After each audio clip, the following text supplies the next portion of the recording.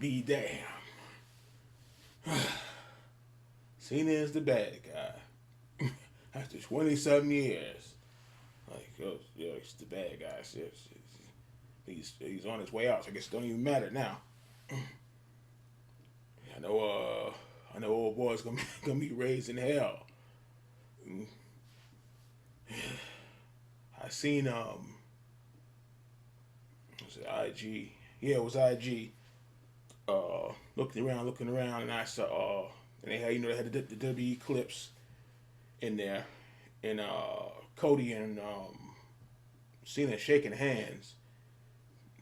Then he kicked him and threw him on the ground or whatever. I was like, what the hell? And I was like, this is probably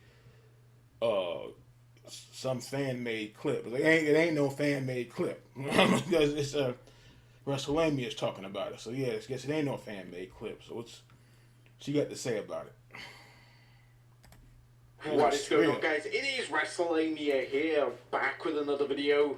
On the road to WrestleMania pauses in Toronto as the WWE holds Elimination Chamber, the last PLE before the show of shows. And Randy Orton got WWE built. really shocked us with this one. We got something that hasn't happened in 22 years. That being John Cena has finally turned heel. Join us now as we recap the show and provide the good, the bad, and the downright ugly for the PLE. Be sure to subscribe and hit that notification bell for daily wrestling videos, and follow us on Facebook for exclusive lists. Also check out our new videos on WrestleMania XL.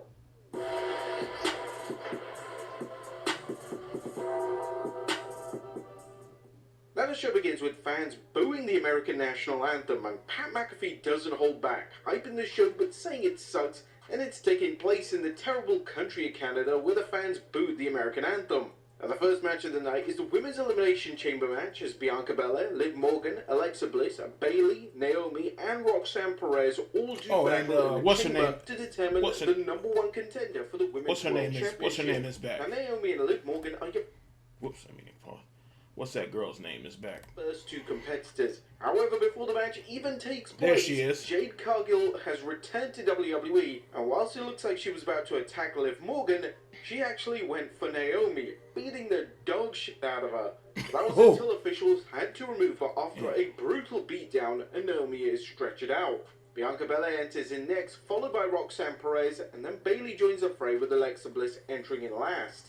Now the first elimination is Naomi, as she's unable to compete in the match itself. But elimination 2 is Liv Morgan pins Bayley. Elimination 3 is Alexa Bliss pins Roxanne Perez. Elimination 4 is Liv Morgan pins Alexa Bliss. I know the Harley Quinn chick. Elimination 5, Bianca Belair counters an Oblivion into a KOD, pinning Liv Morgan and winning the Elimination Chamber match. Bianca Belair is going to WrestleMania 41 to challenge for the World Women's Championship. Now afterwards, Bianca Belair is then greeted by Women's World Champion Rhea Ripley and Ripley's opponent for Raw this Monday. Next is Trish Stratus and WWE Women's Champion Tiffany Stratton taking on Nia Jax and Candice LeRae. Now Trish starts showing no ring rust, and then there's a tag to the Women's Champion who runs into a brick wall, aka Nia Jax. Jax punishes Stratton and goes for the Annihilator, but Stratton manages to avoid it and makes the hot tag. There's a back and forth between two teams until the babyfaces regroup. Trish hits a Super Stratus faction on Jax, followed by a best moonsault ever for the 1-2-3 as Trish Stratus and Tiffany Stratton defeat Trish Nia Jax and Candice LeRae. The next up is the unsanctioned match between Sami Zayn versus Kevin Owens. These two again? Again and again and again. Each other as the unsanctioned match is more than hardcore and more than just no holds barred. Both superstars use small arsenal of weapons as utter bedlam is unleashed. But Kevin Owens slowly gains the advantage. Now these two, I know for a fact. Like I said, I'd be watching bits and pieces, but now I can see now that Raw's on Netflix. Now I can see it when I want. Cause I just got Cobra Kai again, and I went back and seen the last part, part 3, and so I'll be able to see Raw tomorrow night. But these two, yeah, they done wrestled like Cena and Orton used to, and like 100 times. But I think nobody's beaten Cena and Orton. They done fought probably 30 times. And with brutal chair shots, broken tables, and multiple powerbombs on the ring apron, Sami even brings out a barbed wire chair. But not even that's enough, and KO's offense crushes Sami, giving him the win as Kevin Owens defeats Sami Zayn in an unsanctioned match. But Kevin Owens isn't finished and goes for a package pile driver on Zayn until Randy Orton's music plays who now returns to WWE after the kayfabe injury. The two throw down and Orton hits an RKO out of nowhere. Orton then got He then built, grabs boy. a chair but opts for a punt kick, only to be stopped by WWE officials. In fact, this was the first punt kick we've seen since the COVID era. Well, almost, right? Owens escapes as Orton takes out his frustrations on WWE officials with various RKOs. Now it's time for the men's elimination chamber match as John Cena, Damian Priest, Seth freaking Rollins, Drew McIntyre, Logan Paul and CM Punk all do battle in the chamber for a chance at the Undisputed Championship at WrestleMania. Drew McIntyre and Seth Rollins start the match with Damian Priest entering, followed by Logan Paul. Cena won it. Come on. Cena won it. Trust me. Champion is a proverbial house of fire as he goes after everyone. Last but not least is Punk, who goes after Logan Paul. Seth Rollins I want to see Punk at WrestleMania, costume, and he takes you know it's going to be Cena. And eats an AA and a GTS before getting pinned. However, Rollins takes his fury out on Punk later in the match, hitting a curb stomp that allows Cena to lock in the STFU until Punk passes out. As John Cena wins the men's elimination chamber match and is now going on to WrestleMania 41 to face the Undisputed Champion. Now after the match, WWE Undisputed Champion Cody Rhodes enters the ring and greets Cena. But the final boss comes to the ring with Travis Scott and asks Cody for his answer. John Cena and Scott watch as The Rock tells Cody he'll give him everything, but he wants his soul. Cody tells The Rock his soul no longer belongs to him because he already gave his soul to the ring and the fans. And Cody gives his answer bluntly as he says, "Hey Rock, go fuck yourself." Cody hugs John Cena, but The Rock gives him a signal. That's the part I seen kicks Cody on in the Rhodes IG. family jewels. Yeah. What has actually happened? John Cena has turned heel. He grabs a pair of brass knuckles and destroys Cody as The Rock watches. Finally, The Rock joins in, whipping Cody with his weight belt as Travis Scott holds Cody. The three finally exit the ring as Michael Cole comes in to check and Cody helps him to the back. As Elimination Chamber ends with The Rock, John Cena and, well, Travis Scott in the ring. But that was a quick recap of the show. What are the good, the bad, and the downright ugly? As always, we start off with the good as number one, a sizzling start. Now, Elimination Chamber couldn't have started any better, with Jade Cargill showing up and laying out Naomi, apparently answering who put her out of action last November.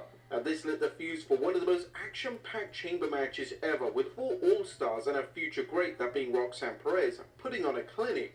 The match more than lived up to its reputation as a brutal battleground, with the wrestlers using the cage as a weapon. But best of all, the bout didn't devolve into a chaotic spot fest. The match's actions also meant something as it furthered the rivalry between Bayley and Roxanne Perez. Know about that chick using the crippler crossface, or as my boy should say, the crossface crippler. I was like, I know about that. It's the crippler crossface. He used to say it in reverse.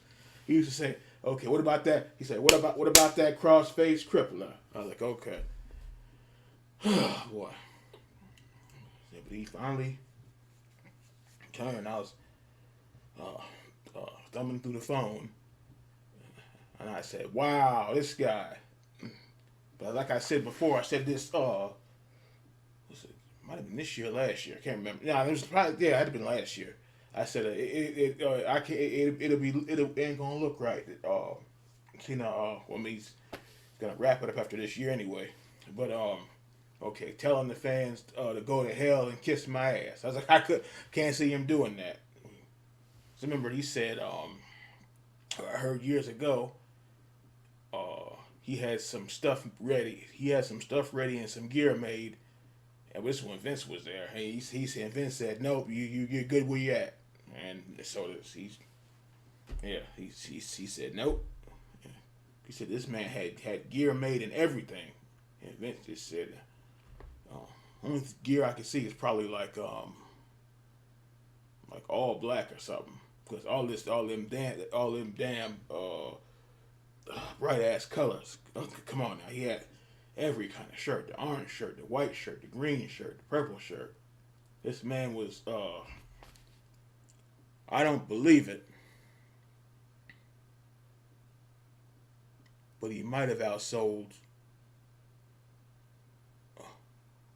Hogan and Stone Cold. He might have. I remember those Austin 316 shirts. They said those were hard to get a hold of. So, I don't know. Yeah, Hogan had merchandise growing out his ears. So, I don't know. But yeah, Cena is the bad guy. I can't wait to hear all my wish I could get Mr. Cole on the or whether it's the live stream or the what they call it, the upload or the pre-tape, whatever you call it. Get him up here, 'cause I know I don't know it probably still ain't gonna buy nothing bothers him like them damn horsemen. So those horsemen got him started, boy. But this, I don't know. I guess he said that. He said it's gonna get. He probably like he said about the horsemen. It might. He said it's gonna get damn hot in that house.